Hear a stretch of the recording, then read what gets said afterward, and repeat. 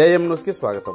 నంద్యాల జిల్లా ఆలగడ్డ మండలంలోని ప్రముఖ పుణ్యక్షేత్రమైన అహోబిలంలో మంగళవారం నెల్లూరుకు చెందిన భవ్యహాసిని అనే భరతనాట్య కళాకారిణి దిగువ అహోబిలం నుండి ఎగువ అహోబిలం వరకు నాట్య ప్రదర్శన నిర్వహించారు.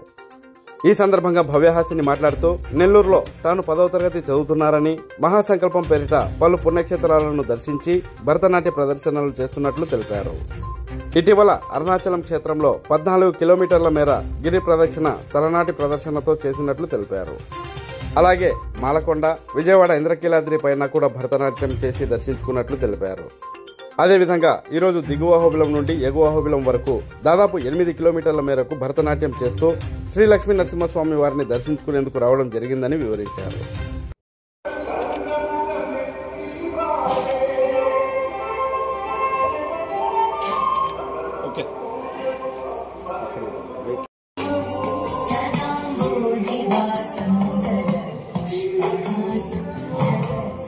गणपति पद्म शरीरम जय जय गणपति दिव्य नमस्ते गजमुख वक्त्रम गिरिजापुत्रम गणगुणमित्रम गणपति निशप्रियम मधुसूदना विष्णु श्रीधरा पदनकं चिन्तयामि यूयं माधवा केशवा मधुसूदना विष्णु श्रीधरा पदनकं चिन्तयामि यूयं चिन्तयामि यूयं चिन्तयामि यूयं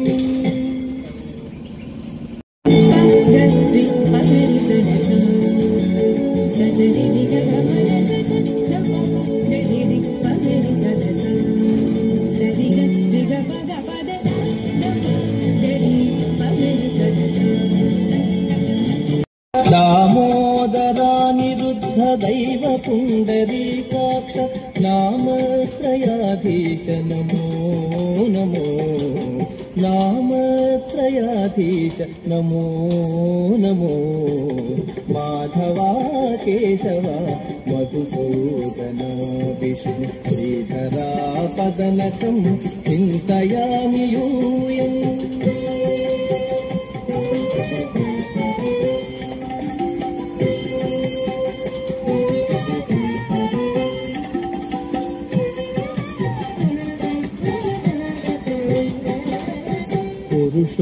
అందరికీ నమస్కారం. నా పేరు భవ్యహాసిని. నేను 10వ తరగతి చదువుతున్నాను.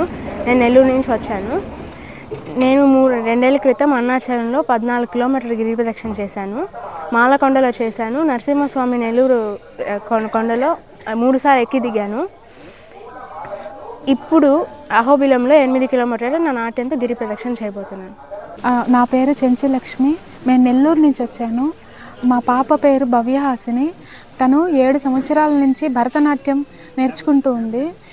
ఇప్పుడు ప్రస్తుతము సంధ్యాశేఖర్ మేడం దగ్గర శిక్షణ పొందుతూ ఉన్నది. తను గతంలో అరుణాచలము గిరి ప్రదక్షిణ 14 కిలోమీటర్లు 3 గంటల 39 నిమిషాలు ఆగకుండా చేసింది. తర్వాత నెల్లూరులో వేదగిరి నరసింహస్వామి 3 సార్లు ఎక్కి దిగింది భరతనాట్యం చేసుకుంటూ. తర్వాత దేవాలయంలో నెల్లూరులోని 6 ప్రముఖ దేవాలయాల్లో 3 గంటలు ఆగకుండా నృత్యం చేసినది. నెక్స్ట్ ఇంద్రకీలాద్రి విజయవాడలో అమ్మవారి గిరి ప్రదక్షిణ 8.1 కిలోమీటరు నిర్విరామంగా 2 గంటల 29 నిమిషాలు చేసింది. ఇప్పుడు మన అహోబిలము దిగువ అహోబిలం నుంచి ఎగువ అహోబిలంకి 8 కిలోమీటర్లు నిర్విరామంగా ఆ స్వామివారిని శరణు వేడుతూ భారత సనాతన ధర్మాన్ని కాపాడమనే భారత సంస్కృతిని కాపాడమని చెప్పి ఈ మహా సంకల్పం పూనుకున్నది. ఇది ఇంకా కొనసాగుతూ ఉంటుంది.